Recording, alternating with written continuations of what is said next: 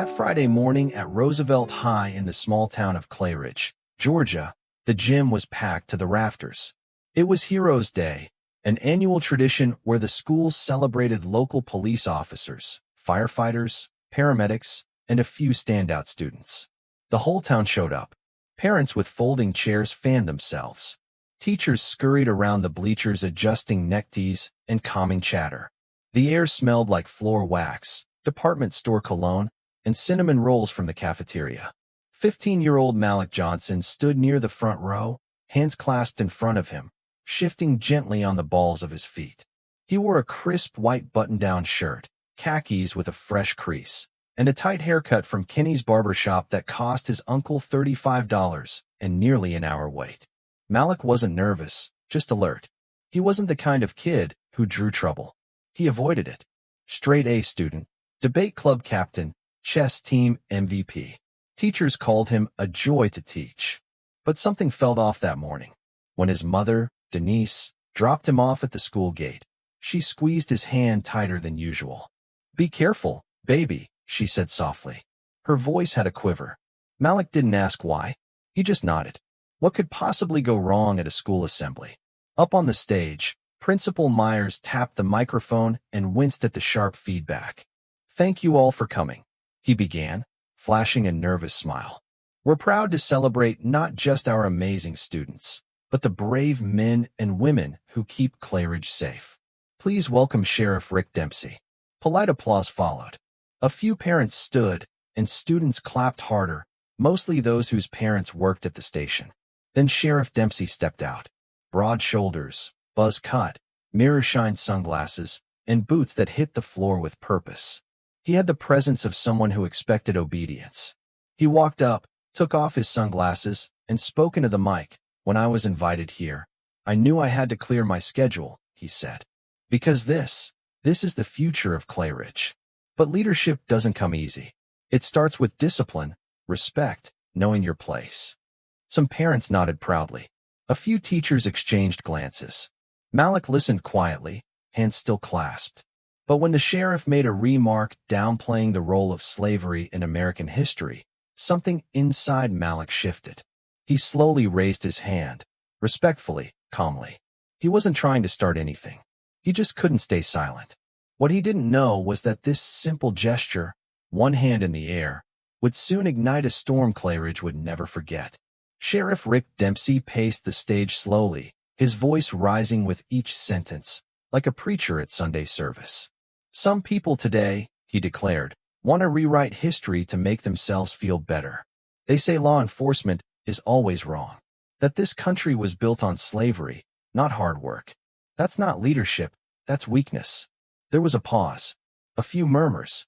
A couple of parents nodded. But one voice was missing, truth.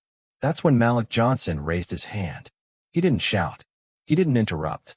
His hand simply rose, like in any normal classroom. Calm, steady. But in that moment, the entire gym seemed to hold its breath. The sheriff squinted at him. "Something you want to say, son?" Malik nodded. "Yes, sir. With respect, what you said about slavery not building the country, that's not historically accurate. There's overwhelming evidence from economists and historians that slavery was foundational to the U.S. economy, especially in the South." The room stiffened. You could feel the tension tighten like a rope pulled taut. Ms. Ramirez, Malik's history teacher, took a step forward, then froze.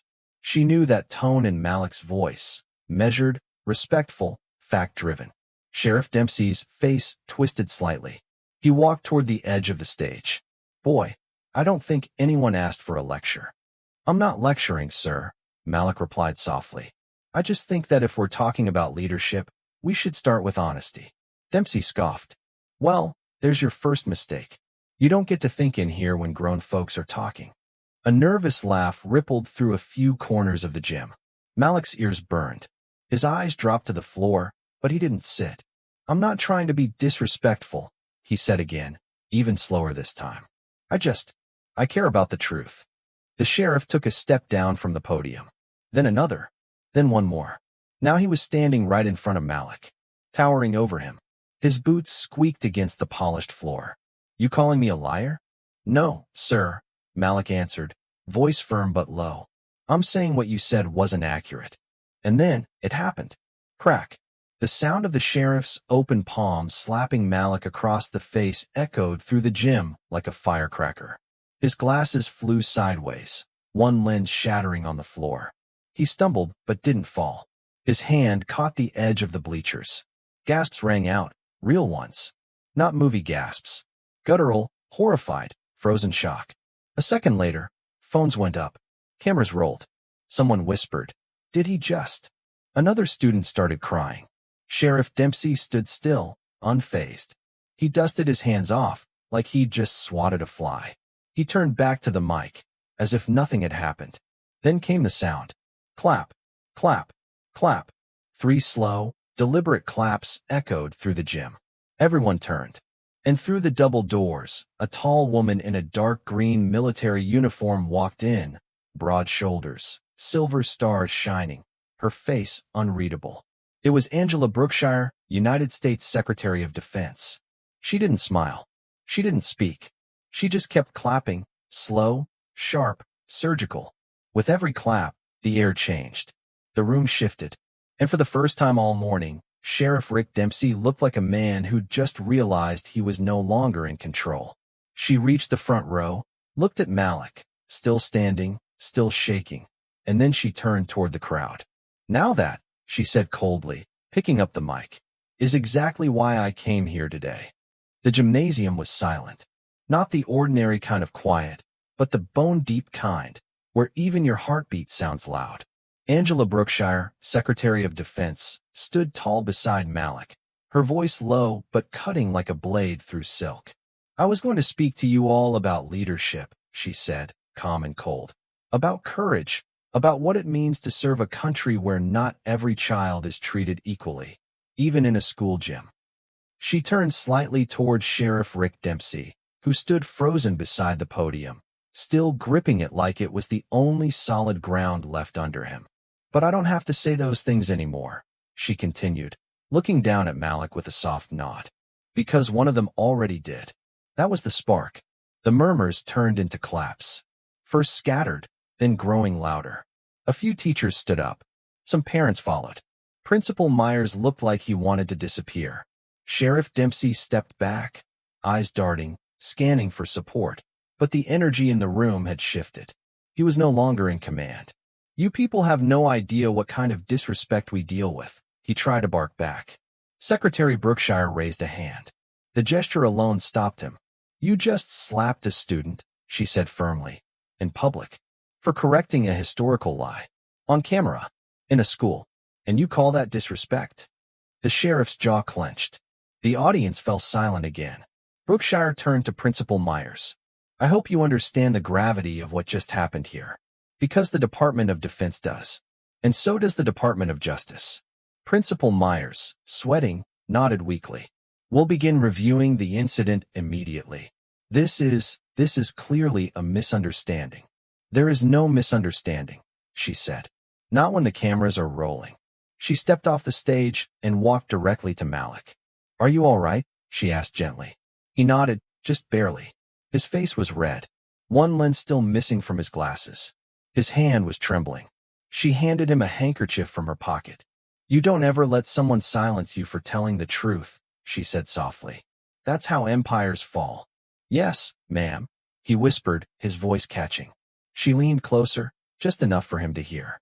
You handled that better than most grown men I know.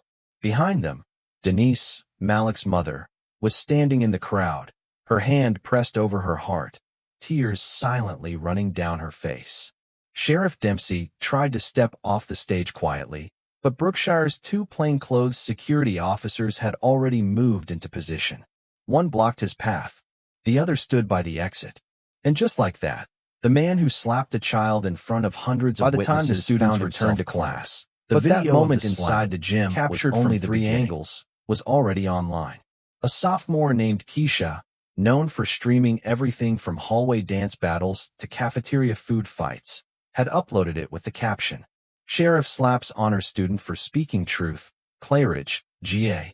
Within an hour, it had gone viral. TikTok, Twitter, Facebook, Reddit, then CNN. MSNBC. Even Fox News sent a crew.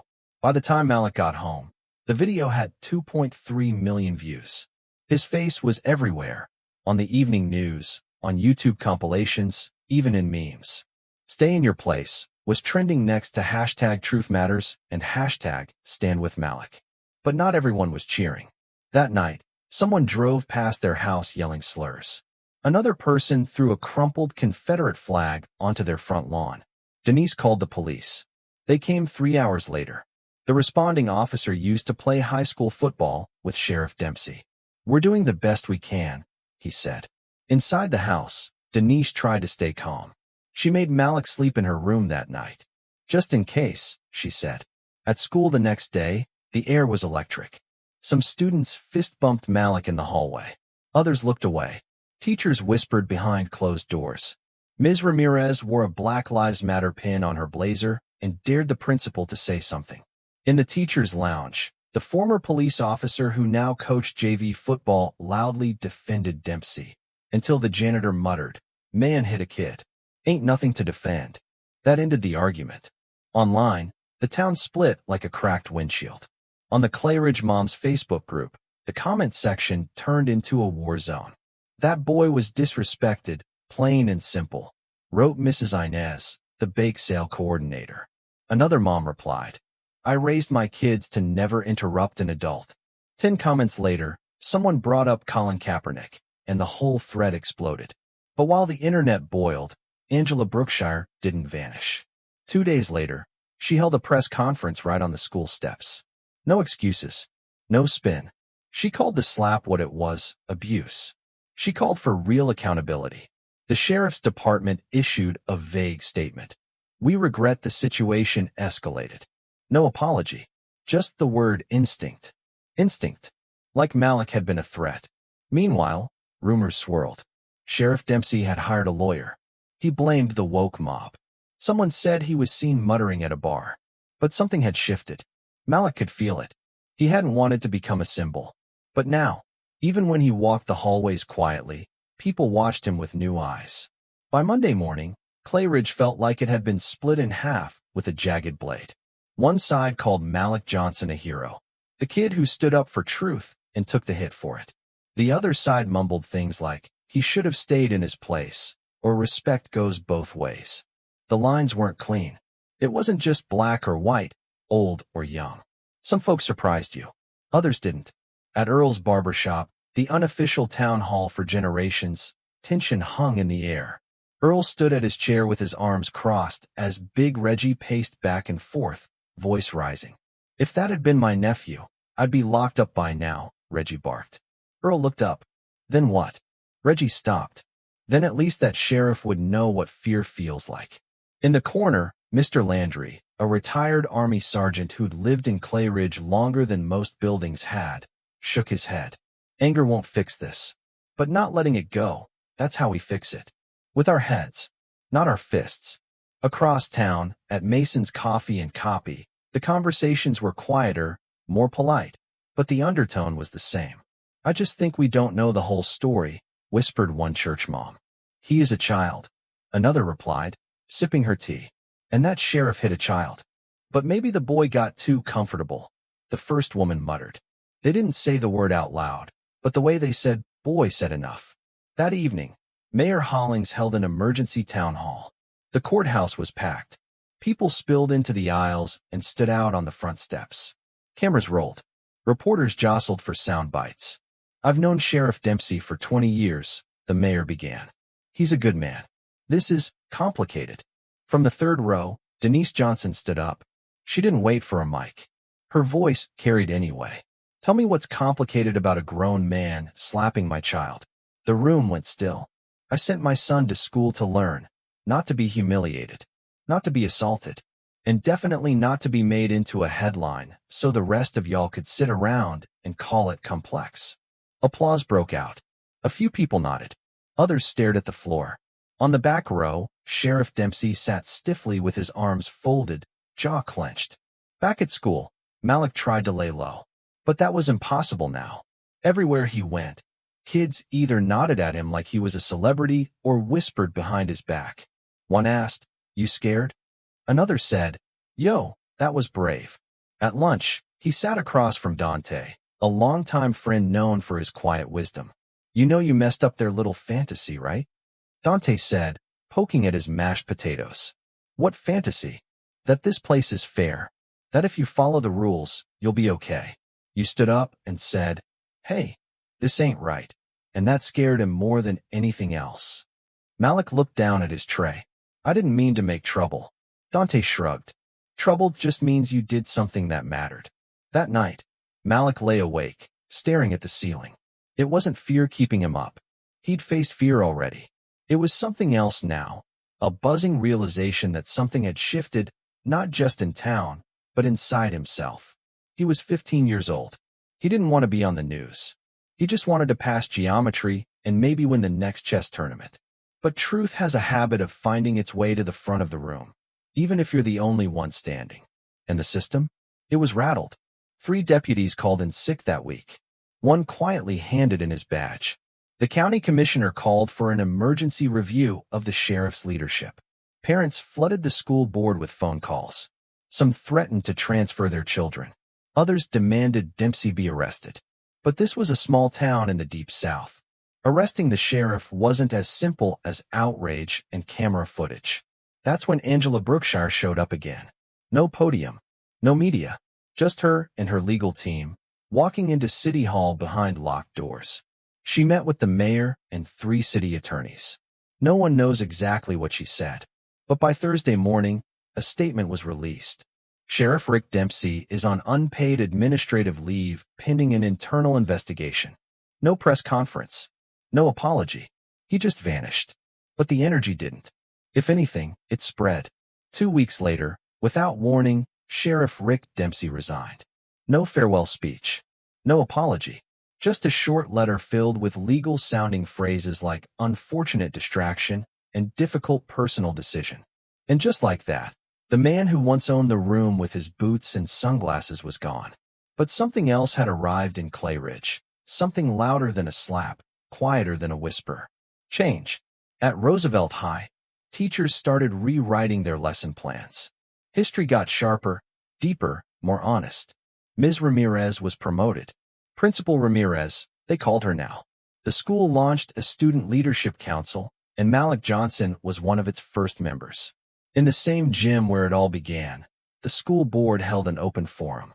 Malik hadn't planned to speak, but when his name was called, and every eye turned to him, he stood up.